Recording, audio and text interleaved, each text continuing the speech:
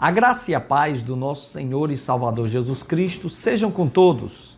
Aqui quem fala é o pastor João Evangelista Júnior e nós hoje teremos mais uma lição da nossa revista desse trimestre, que é Os Princípios Divinos em Tempos de Crise.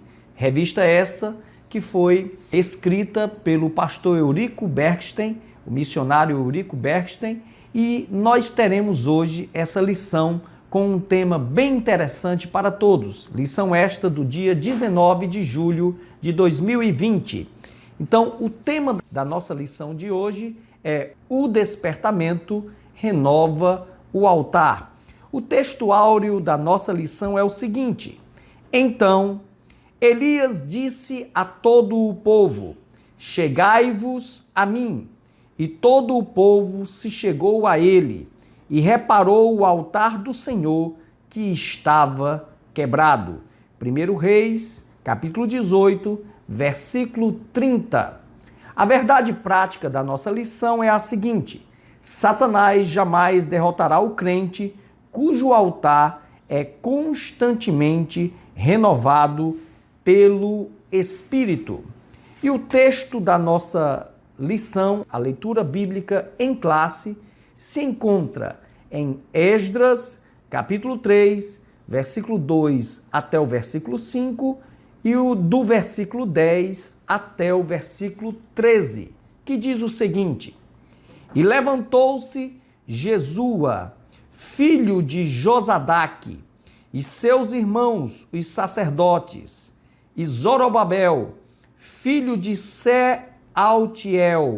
e seus irmãos, e edificaram o altar do Deus de Israel, para oferecerem sobre ele holocaustos, como está escrito na lei de Moisés, o homem de Deus. E firmaram o altar sobre suas bases, porque o terror estava sobre eles, por causa dos povos das terras, e ofereceram sobre ele holocaustos ao Senhor, holocaustos de manhã e de tarde, e celebraram a festa dos tabernáculos, como está escrito, e ofereceram holocaustos de dia e em dia, por ordem conforme o rito, cada coisa no seu dia. E depois disso, o holocausto contínuo, e os das luas novas, e o de todas as solenidades consagradas ao Senhor, como também de qualquer que oferecia oferta voluntária ao Senhor. Quando, pois, os edificadores lançaram os alicerces do templo do Senhor, então apresentaram-se os sacerdotes, já paramentados e com trombetas, e os levitas, filhos de Asaf, com saltérios, para louvarem ao Senhor, conforme a instituição de Davi, rei de Israel. E cantavam a reveses, louvando e celebrando ao Senhor, porque é bom, porque a sua benignidade dura para sempre sobre Israel. E todo o povo jubilou com grande júbilo, quando louvou ao Senhor pela fundação da casa do Senhor. Porém, muitos dos sacerdotes e levitas e chefes dos pais, já velhos, que viram a primeira casa sobre seu fundamento, vendo perante os seus olhos esta casa, choraram em altas vozes, mas muitos levantaram as vozes com júbilo e com alegria, de maneira que não discernia o povo as vozes de alegria das vozes de choro do povo, porque o povo jubilava com tão grande júbilo que as vozes se ouviam de muito longe. Esta é a nossa leitura bíblica em classe. Bem, amados, estaremos continuando o estudo do livro de Esdras e queremos desde já a sua atenção para que possamos nessa aula tirarmos algumas lições, alguns ensinamentos, alguns princípios importantes para as nossas vidas espirituais. Já foi dada aqui 2 outras lições e muito bem expostas tivemos a última com a boa apresentação de um pano de fundo histórico e queremos nessa aula de hoje continuarmos apresentando aqui alguns fundamentos já pressupostos aqui pela revista. Então pedimos a sua atenção para que possamos tirar um bom proveito dessa aula. Esse é um momento interessante, como é apresentado aqui pelo texto de Esdras. Ora, o povo de Israel, depois ali que Ciro ele tinha tomado ali a Babilônia em 539, agora em 536 o povo tinha retornado para a sua terra. Com a liderança de Zorobabel e tendo ali os sacerdotes ao seu lado, 50 mil pessoas voltaram ali para Jerusalém. E o propósito do retorno de início era a reconstrução do templo. Afinal de contas, era o centro e o cerne de toda aquela sociedade hebreia, que era ter ali o templo como seu fundamento de adoração a Deus. Os judeus, portanto, queriam voltar a se reorganizar e tendo ali o templo como seu centro, pois era uma sociedade teocêntrica. E o texto, ele inicia apresentando esse início de reconstrução do templo. E é interessante que a ênfase que é dada logo no início dessa reconstrução é o altar. Portanto, como esta revista ela nos elucida, nós estaremos falando de despertamento, visando a perspectiva do despertamento espiritual, principalmente nos nossos tempos em que nós estamos vivendo, sim, em crise. Nós estamos vivendo numa crise tanto financeira, econômica, numa crise relacionada à área da saúde e estamos, a igreja brasileira, enfrentando uma crise espiritual. Portanto, é o momento de nós vermos o que esta lição vai trazer para todos nós. O primeiro ponto, portanto, é o seguinte: o despertamento conduz o homem ao altar. Esse é o primeiro ponto. Teremos um segundo ponto nessa lição, que é Cristo, o centro da nossa comunhão com Deus. E teremos um terceiro ponto dessa revista, que é o seguinte: cuidado com as imitações. Então, são os três pontos que o missionário Eurico fez a divisão nessa lição. Então, retornando aqui ao primeiro ponto, o despertamento conduz o homem ao altar. O primeiro subponto desse ponto é o seguinte: os judeus sentiam a necessidade do acesso a Deus que o altar lhes proporcionava. Ora, irmãos, os judeus haviam ficado aquele grande período no cativeiro babilônico. Pela profecia levantada por Jeremias, os 70 anos. E eles agora ansiavam ao retorno para terem o seu momento de adoração e de louvor e de exaltação a Deus. Então, o desejo dos judeus era, ao retornarem à sua terra, voltarem a este momento de alegria, de felicidade. E o primeiro passo que eles fizeram foi de retornarem aos holocaustos, aos sacrifícios, ao seu modelo de adoração. Mas para isso, era necessário o altar. Afinal de contas, a adoração, na perspectiva da lei mosaica, exigia o altar, exigia a imolação de animais para adoração a Deus, de novilhos para adoração a Deus, de sacrifícios. Então o povo sentia a necessidade de estar retornando ali para o altar. Ora, todo despertamento necessita que retornemos ao altar. O povo vinha de uma crise. A crise sempre nos leva a esse momento de quebrantamento. E quando nos quebrantamos, somos levados à presença do altar. O altar, quando é falado aqui no texto, não está sendo aqui apenas, nós não estamos trazendo para uma aplicação a nossas vidas numa questão literal. Não estamos falando de um altar literal para as nossas vidas. Mas quando aplicamos para nós, nós vemos a ideia de que o altar era a adoração a Deus, era o louvor a Deus, era a busca da presença de Deus. Quando nós estamos falando desse retorno, da crise para essa busca da presença de Deus, para o altar, nós estamos salientando isso, essa busca da intimidade novamente com Deus. O povo de Israel tinha sido afastado de tudo aquilo que era promessa deles, de Jerusalém, da terra prometida, de tudo aquilo. Quando eles retornaram, o desejo e o anseio era novamente de sentirem a intimidade com o seu Deus, de estarem novamente em adoração.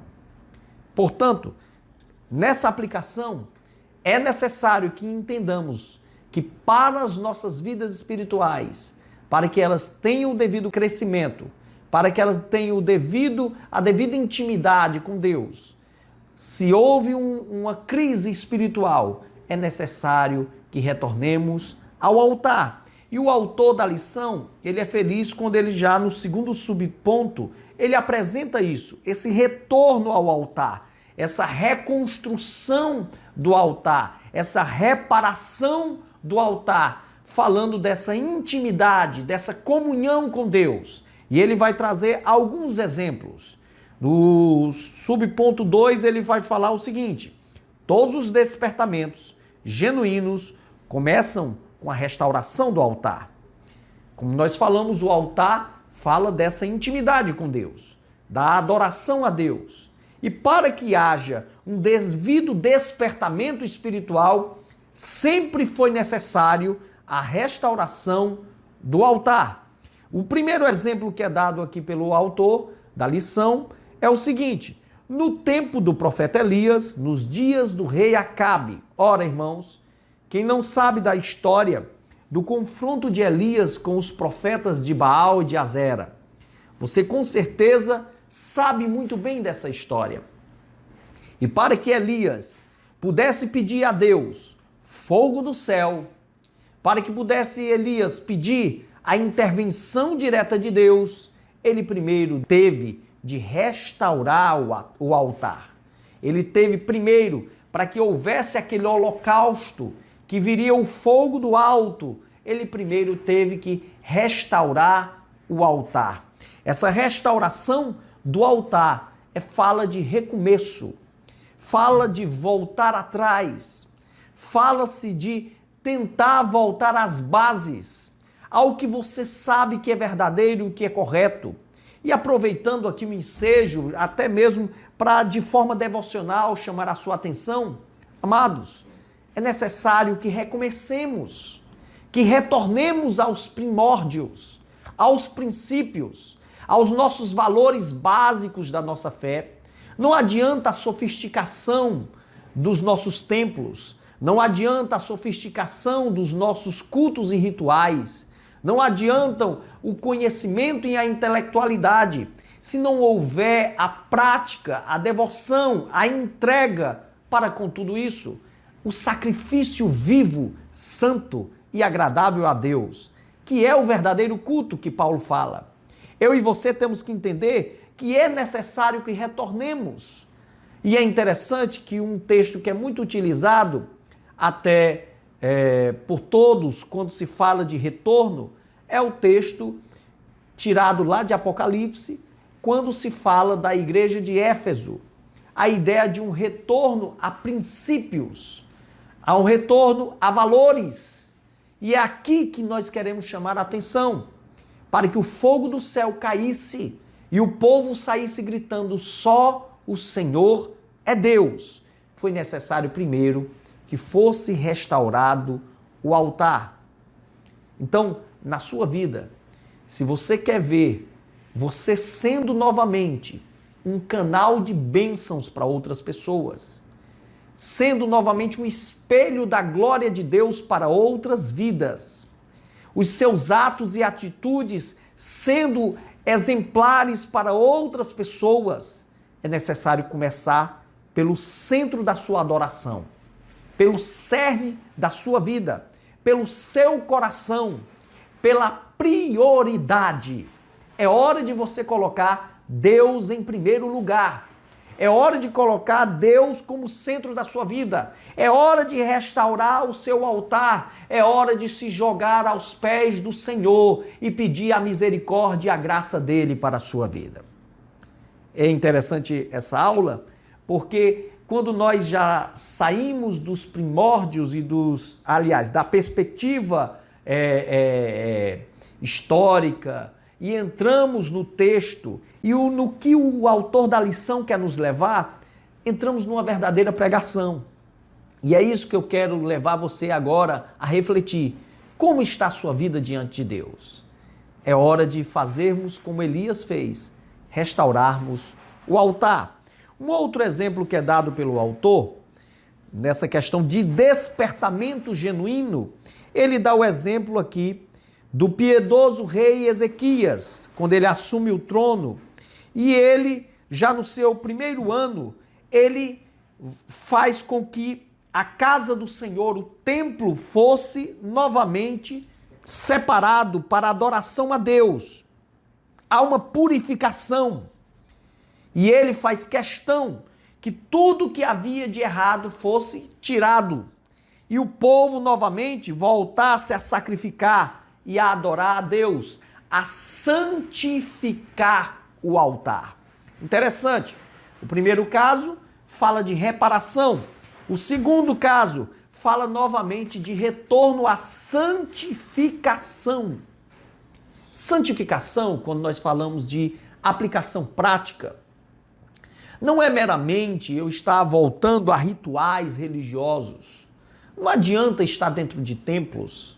Não adianta você estar vindo para os cultos. Não adianta você estar apenas participando dos eventos da igreja ou dos círculos de oração. Santificação não está atrelada à religiosidade. Santificação está ligada principalmente à mudança contínua de hábitos. Ora, hábito são os conjuntos de atos que tenho. São os vícios de atos que tenho. Se eu tinha me acostumado a mentir, ou me acostumado a fazer coisas erradas, a ver o que não devia, a pensar no que não devia, santificação é eu estar, em primeira parte, me afastando desses maus hábitos, crucificando esses maus desejos, vencendo esses maus hábitos. O mal que por um acaso eu fiz ontem, eu não fazer hoje.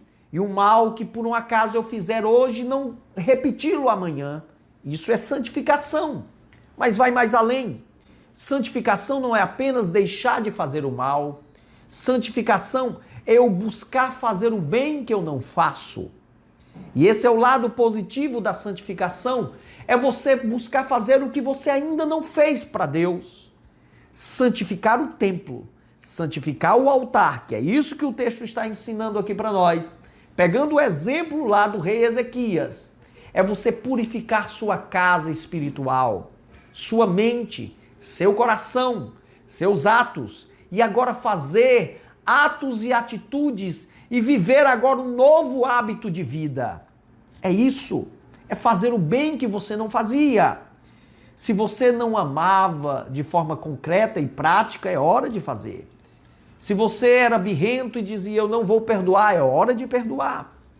Se você estava realmente vivendo ou vivenciando um tipo de vida de comodismo, é hora de se levantar e entender que não adianta nós estarmos dentro das nossas igrejas, dentro dos nossos templos. Não adianta você ter levantado o seu altar, reestruturado ele, se você não está o separando, o santificando. A palavra santificação ao pé da letra, santidade, é separação, é você se separar para Deus. Eu não sei dos seus talentos, irmão, mas uma coisa é certa, Deus sabe. Então, comece a se entregar e entregar os seus talentos para a obra do reino. Você pode fazer mais. É hora de nos afastarmos, porque um grande problema das nossas igrejas hoje é que estamos tão preocupados com o que os outros fazem que esquecemos de fazer o que deveríamos fazer. É hora de deixarmos a milindragem. É hora de deixarmos a nossa ineficiência. Faça a sua parte. É o mal de que eu gosto sempre de contar a história. O nosso povo hoje, a casa está pegando fogo e um está colocando a culpa no outro. Peraí, irmãos, vamos pegar água para apagar o fogo. É esse o sentido. É hora de fazermos a nossa parte. E a lição, ela quer nos fazer isso, voltarmos aos primórdios. É interessante que o texto de Esdras, o povo se alegra quando o altar é reestruturado. E o povo se alegra quando esse altar é separado novamente para adorar a Deus. E mesmo aqueles que estavam chorando com as reminiscências, com as memórias, lá da antiga casa, do antigo templo, que era glorioso o templo de Salomão, e viram o caos que estava ali na reconstrução, mesmo estes que choravam alto, a alegria do povo era maior, porque ela cobria a voz do choro de tristeza. Uma coisa é certa, mesmo que nós estejamos passando por uma crise e estejamos recomeçando, a alegria sempre usurpa, sempre ultrapassa, sempre superabunda a tristeza. Então é hora de se alegrar e fazer a sua parte. É hora de vivermos esta restauração e essa separação de altar para Deus. É interessante ainda, no terceiro subponto ainda, falando desse altar, o outro exemplo que é dado pelo autor, o missionário Eurico Bechstein, é o seguinte: quando os judeus voltaram do cativeiro, é o caso aqui de Esdras, construíram o altar sobre suas antigas bases, do modo que manda a lei, e sacrificaram holocaustos ao Senhor. Ora, irmãos, é necessário sempre, como eu já falei, que a nossa reconstrução, a nossa santificação esteja conforme a palavra de Deus. Não adianta nós querermos utilizar métodos novos, inovadores. Não adianta nós estarmos tentando ver um despertamento, um avivamento que seja forçado. Esse é um mal grande nas nossas igrejas pentecostais. É a tentativa de forçar Deus a fazer alguma coisa. O avivamento quem faz não somos nós, o avivamento quem faz é o Senhor. O que nós podemos fazer é preparar o altar, mas o fogo quem manda do alto é Deus. É hora de nós entendermos isso. É hora de nós entendermos que nós só podemos reestruturar o altar, mas o despertamento, a alegria vai vir de Deus. O povo aqui jubilou porque essa alegria veio do alto, essa alegria veio do Senhor. O povo sentiu o prazer de estar novamente adorando a Deus, porque esta alegria veio do Senhor. Façamos a nossa parte apenas e esperemos Deus agir. Esperemos ver o que Deus vai fazer e não o que está acontecendo nos nossos dias. Em muitas igrejas, sendo inventado métodos e métodos mágicos, superstições no nosso meio. Isso não é evangelho, é outra coisa, mas não é evangelho. Eu quero chamar a sua atenção. A grandeza do evangelho é termos o Senhor como centro e cerne da nossa vida espiritual. E é isso que no capítulo 2, o tópico 2, aliás, vai falar para nós. Cristo o centro da nossa comunhão com Deus. Cristo, o centro da nossa comunhão com Deus. É interessante. Depois de apresentado os holocaustos, que tinham uma perspectiva física, fundamentados em um altar físico, agora, quando nós entramos para o período neotestamentário, nós vemos claramente que tudo isso era apenas sombras daquilo que haveria de vir, ou daquele que haveria de vir. Afinal de contas, Cristo Jesus, ele é o antítipo. E tudo que havia no templo eram apenas tipos. Jesus é o altar. Jesus é o Cordeiro. Jesus Cristo, ele é o menorá. Jesus Cristo é o altar de incenso. Jesus Cristo é a mesa da proposição. Jesus Cristo é cada compartimento do santo, como dos santos dos santos. Jesus Cristo, ao mesmo tempo, é o véu, como ao mesmo tempo ele rasgou o véu. Jesus Cristo é ali a arca da aliança, como também o propiciatório. Jesus Cristo é o conteúdo da arca da aliança. Esse é o sentido de nós enxergarmos, porque Cristo Jesus é o centro da nossa comunhão com Deus. Hoje, no nosso meio evangélico, tem sido visto uma espécie de judaização da nossa adoração. Hoje tem crentes andando com quipá, com menorás, com chofás, com estrelinhas de Davi amarradas no peito, barbas grandes, com mantas, com bandeiras ali do Estado israelense. Amados, nós não somos judeus, nós não somos o povo de Israel, e ainda mais, o povo de Israel não é o povo em si, o povo salvo. Para que eles sejam salvos, eles têm que crer em Jesus, ou seja, eles vão vir fazer parte da igreja. Nós somos a igreja de Cristo Jesus, nós somos o povo de Deus. E é nesse sentido que nós temos que entender. O texto quer deixar claro para nós somos salvos, não são por altares, não são por rituais, não são por esse tipo de coisa que tem aparecido nos nossos dias, não são por óleos mágicos que o pessoal está criando, não é por água que veio lá do Rio Jordão, não são por esse tipo de objetos. Nós somos salvos pela pessoa do nosso Senhor e Salvador Jesus Cristo. Jesus, ele é o nosso altar.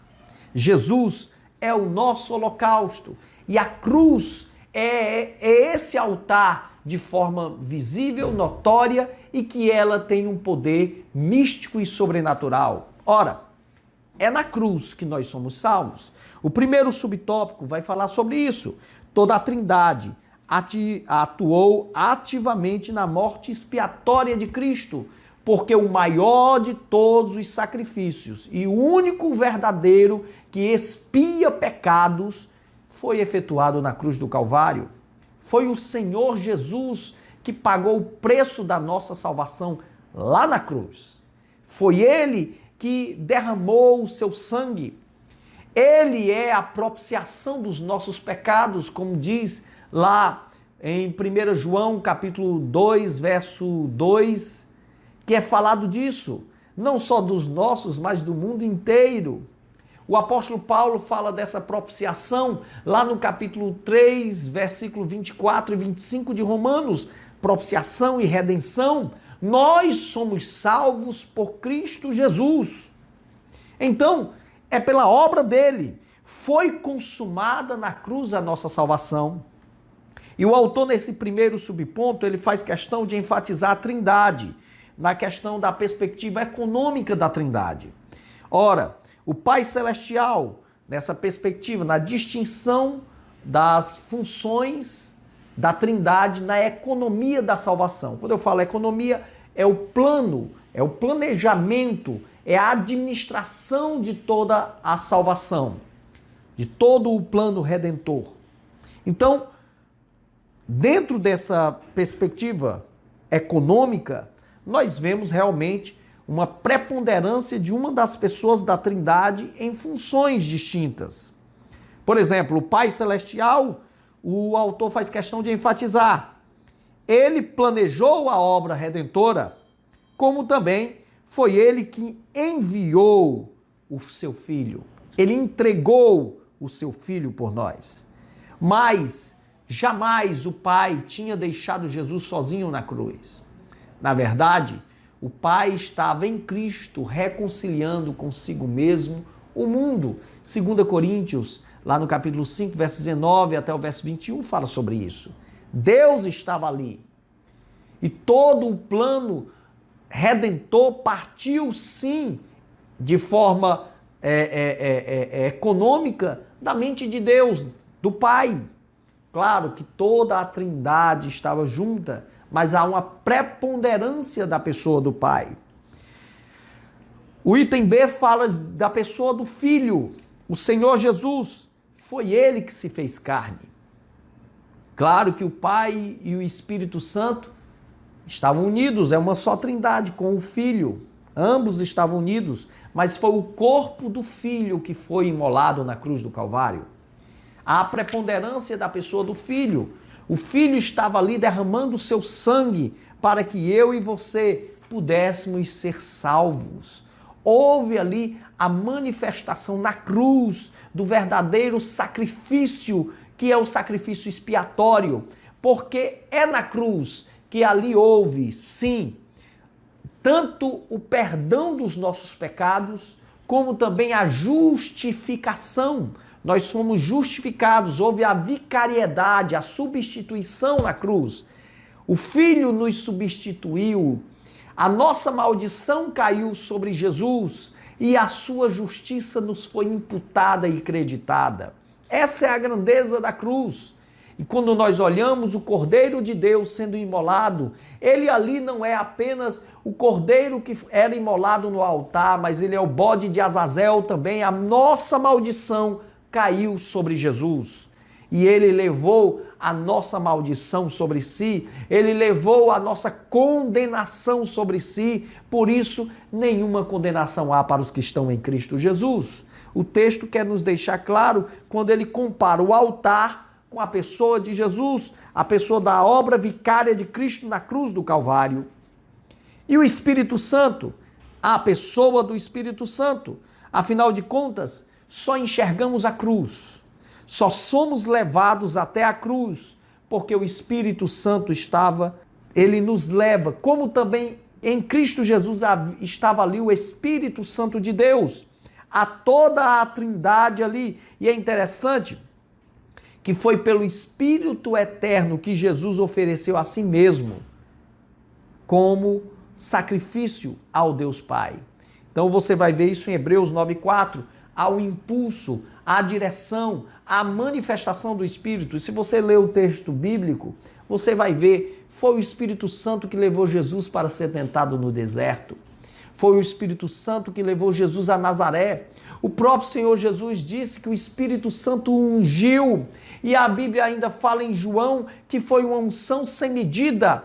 E ainda você vai ver o Espírito Santo levando Jesus para vários lugares. E o próprio Senhor Jesus dizendo que fazia milagres e prodígios pelo poder do Espírito Santo. Na cruz, Jesus estava sendo levado pelo Espírito para morrer pelos nossos pecados. Mas não para por aí. O Espírito Santo, como está lá em Romanos capítulo 8, ressuscitou Jesus. A Trindade inteira está unida em todo momento. Essa é a grandeza do nosso altar. O nosso altar não é o púlpito da nossa igreja, não é a tribuna da nossa igreja. O altar não é de maneira nenhuma o templo. O altar verdadeiro é Jesus de Nazaré. E é interessante, esse Jesus grandioso que ascendeu aos céus e ao mesmo tempo está em todos os lugares, ele está também em nossos corações. Essa é a nossa alegria. O segundo subtópico fala o seguinte: o Espírito Santo quer, pelo despertamento, mostrar aos homens a grande vitória de Jesus no Gólgota. Ora, é para nós vermos que o nosso Jesus ele venceu na cruz. O Espírito Santo trabalha com a iluminação, com o convencimento, com a iluminação, nos mostrando esses detalhes. Mas o autor ele coloca alguns subpontos. Aliás, alguns itens, não é nem subpontos, aqui é itens. O Espírito Santo revela, porque ele mostra para os nossos olhos o que Cristo fez. O Espírito Santo ensina, ele não apenas mostra o que Cristo fez, mas ele ensina, ele explica o que foi isso, ele ensina para nós.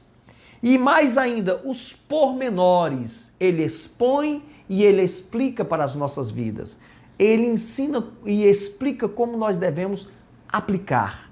Isso é que é grandioso. Nós vemos a operação do Espírito Santo em nossas vidas, porque a obra da cruz por si mesmo, olhando por um olhar humano, nós não enxergamos a grandeza e o brilho dela. Porque olhamos apenas um homem agonizando, na cruz não tem sentido para as nossas mentes. Mas quando nós olhamos o que tem por trás, o pano de fundo, tanto espiritual quanto histórico, o que está acontecendo ali naquele momento, o Espírito Santo nos mostra e nos revela isso. Aí nós entendemos que é uma obra perfeita para a nossa salvação e para a vida eterna.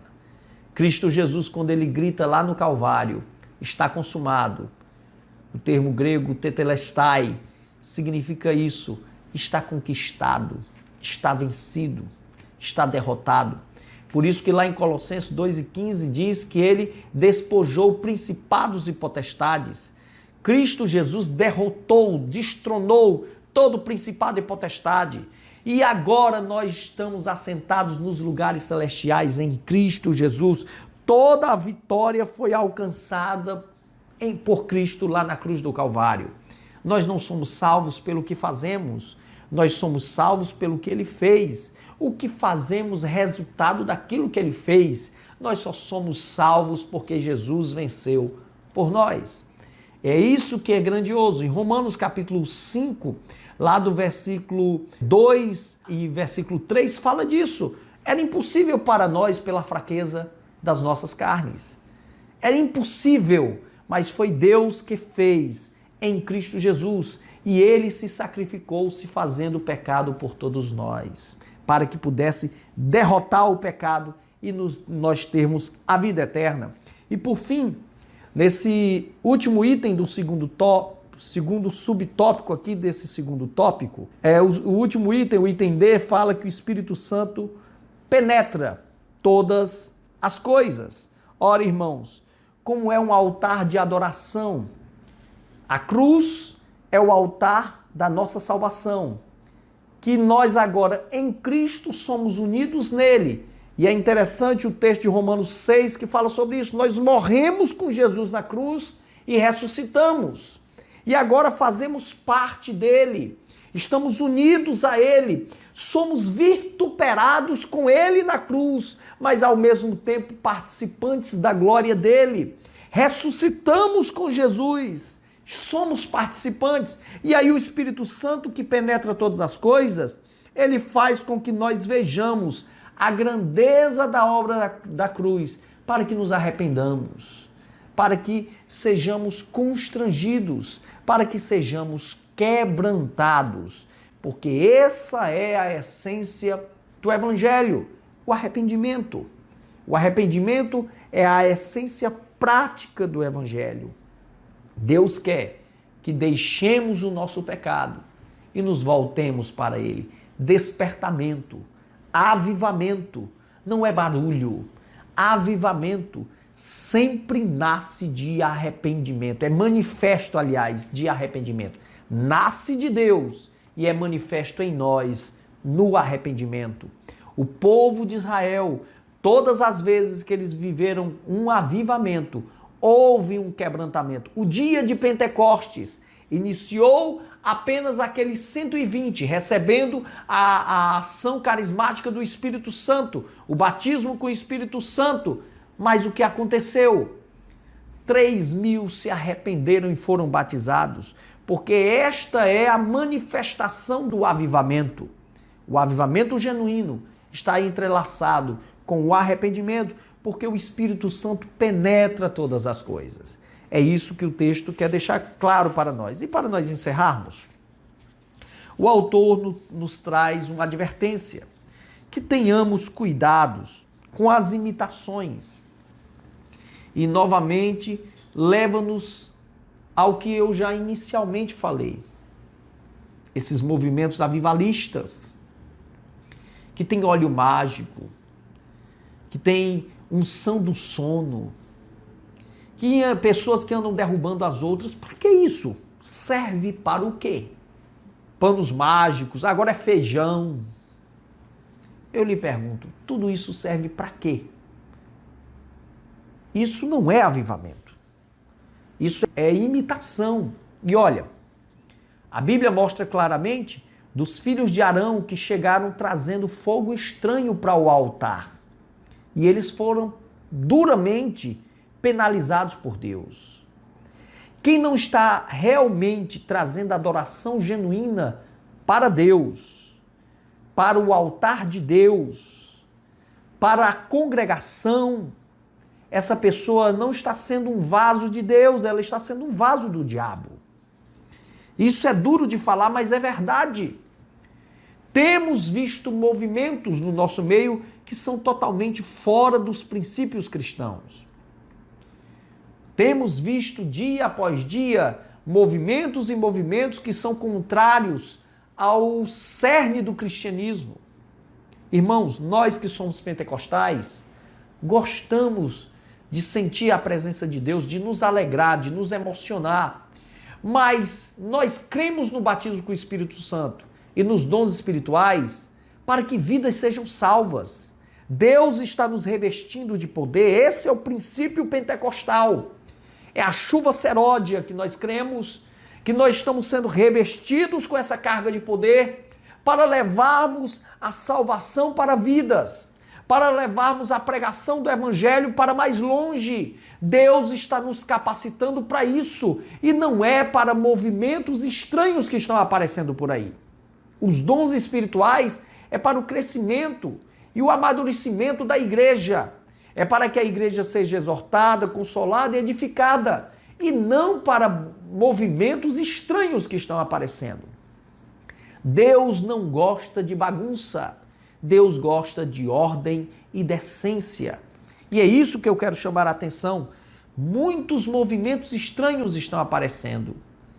E pessoas estão dizendo, mas não importa, o que importa é que está enchendo o templo. Irmãos, encher o templo é salvação de vidas?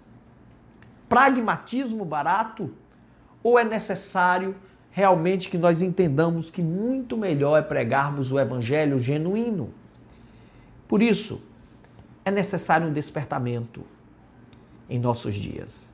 Entenda uma coisa, a prioridade é voltarmos ao altar. É voltarmos ao altar.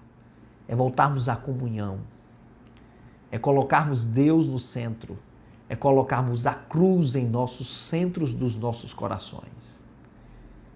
É hoje o momento de nós compreendermos, nesse instante de crise que estamos vivenciando, que a Igreja de Jesus, ela é a defensora da obra vicária do nosso Senhor e Salvador Jesus Cristo, a pregadora dessa mensagem, a despenseira dessa graça. Então, cabe a mim e a você, em vez de ficarmos com os nossos lábios cerrados, é o momento de abrirmos as nossas bocas e gritarmos para o mundo essa mensagem, porque essa mensagem Deus deu para nós.